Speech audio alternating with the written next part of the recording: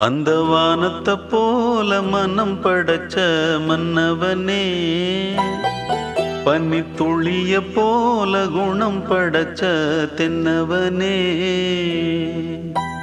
மஞ்சளிலே ஒரு நூலெடுத்து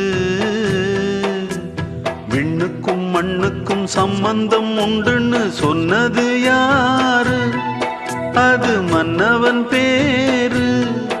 அந்த வானத்தை போல மனம் படைச்ச மன்னவனே, பனி துளிய போல குணம் படைச்ச தென்னவனே.